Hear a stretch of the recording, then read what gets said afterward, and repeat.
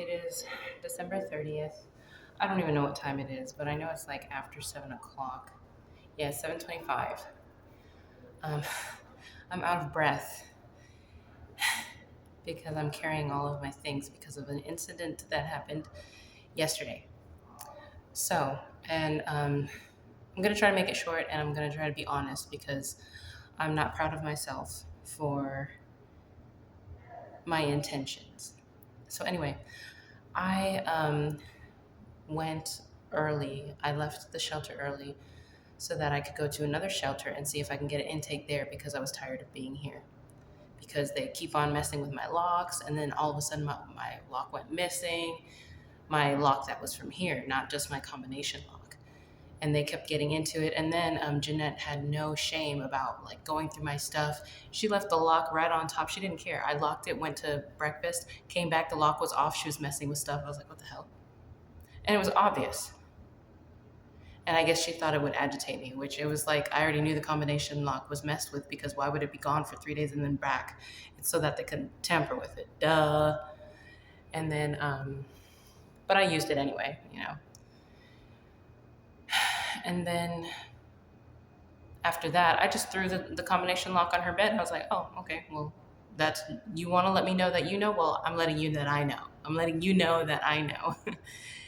And then I left and I went to take a shower. And when I came back, and I had locked it again, but not with the combination. I locked it with the lock that they had given me here. And I had both keys, by the way.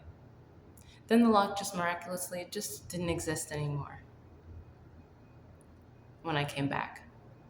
So I spent probably about 5 hours leaving my stuff unlocked. And I reported what she did to the director.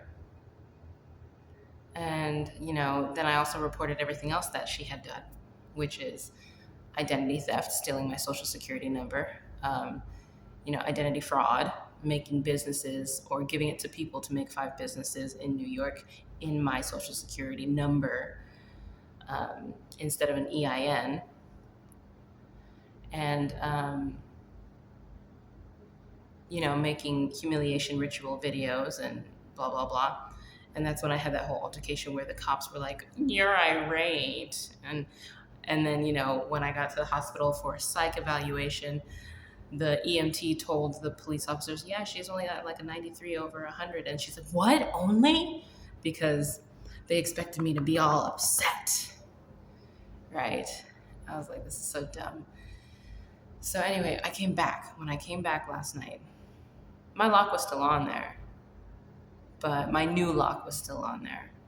But it was to the side, and she put it to the side intentionally because to let me know, oh, guess what? I tampered with it, just letting you know. And I had hand washed my black yoga pants yesterday to clean them up because I was like, I don't have enough clothes to use the laundry. I'll just hand wash it. So I hand washed it. Well, Jeanette decided she would go into my locker and aside from steal like other, things like my hygiene products, my contacts to get rid of, and et cetera, she decided that since I wanted to clean my clothes, she would have her dog pee on my clothes and then she put it back up. So when I came back, I checked it. It should have been dry because it was there the whole day. It's only a little yoga pants. It can dry within like 4 hours, less.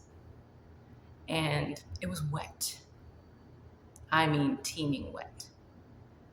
So I decided to smell it. And of course, it smelled like urine.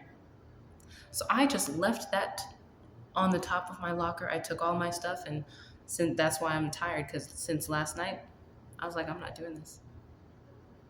But what I did for retaliation, which I know I shouldn't have, she told me that she was illiterate and she wanted me to help her out. And I had no problem. I was like, sure, I'll help you. But then when you do this behavior, no, F you. And I was calm and quiet the whole time they're talking about me, the whole time they're making all these ugly comments, the whole time these dumb little young staff members who think that there's something and they give a bad name to African-American people. And this is exactly why people call African-American people the N-word, because they're acting exactly like that, like trash. And you wonder why we keep on using these racial slurs. When you act the racial slur name, you stay the racial slur name. and all of them making fun and laughing, and that dumb bitch, and that dumb slut, and that dumb prostitute, and that dumb ho. Oh, so I decided after while I was leaving, I wrote, Jeanette is illiterate, and I just happened to drop the paper. I accidentally left the paper in there while I was walking out. And of course, by the time I got down to the first floor, the elevator was coming down. And who came out? Jeanette with the paper, just angry. How dare I tell the truth that she can't read and write?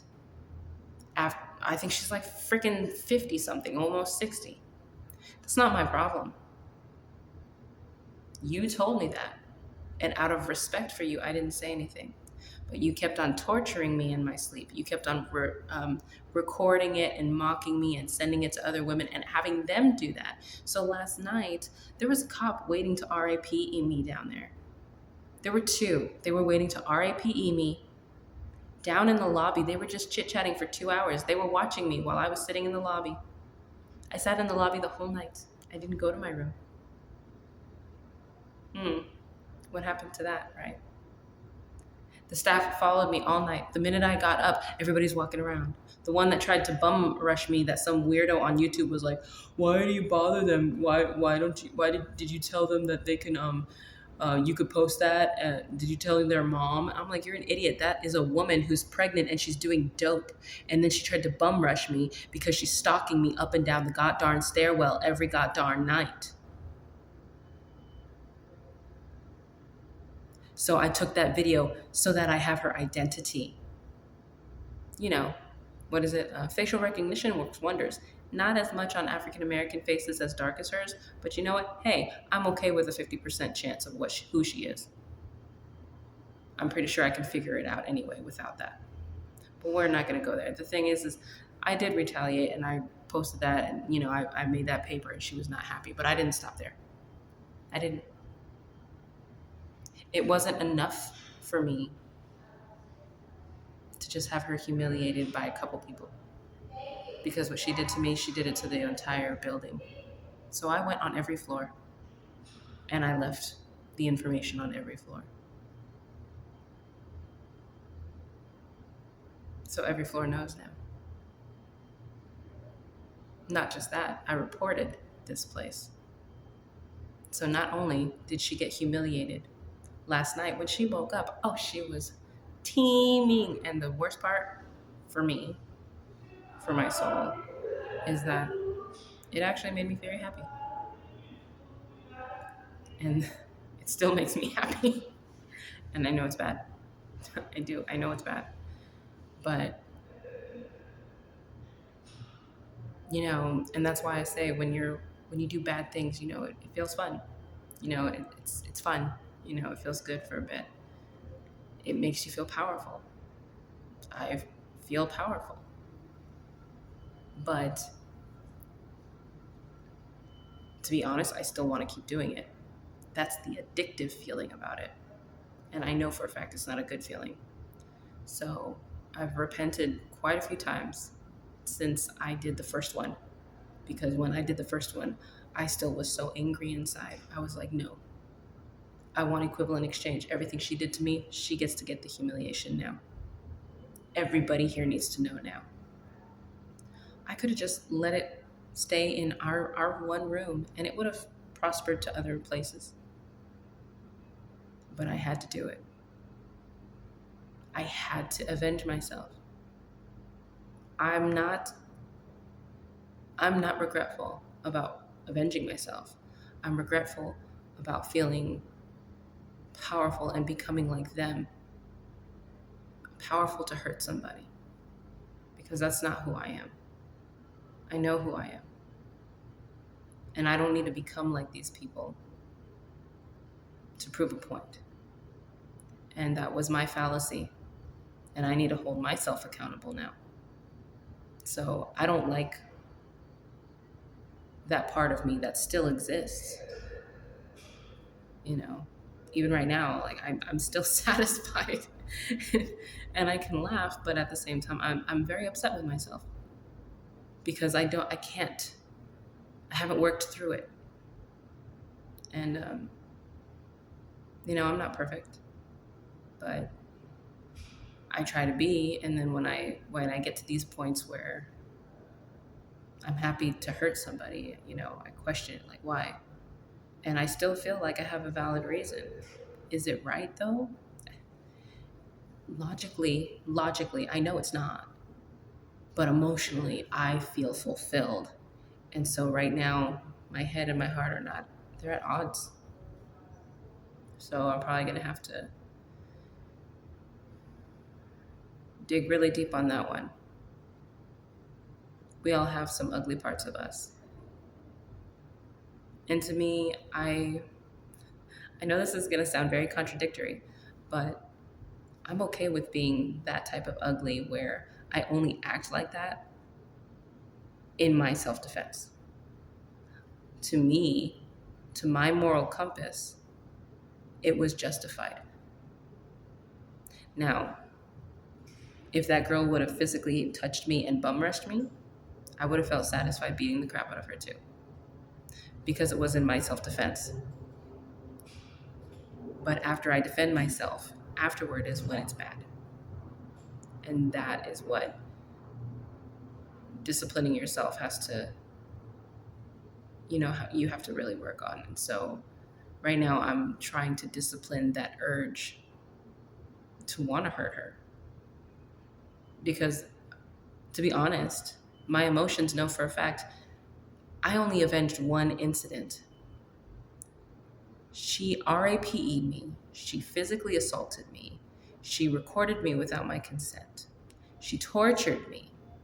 She mocked me, smiled in my face, talked crap. Oh, and by the way, that pants that she had her dog pee on, she claimed that I did that to my own pants.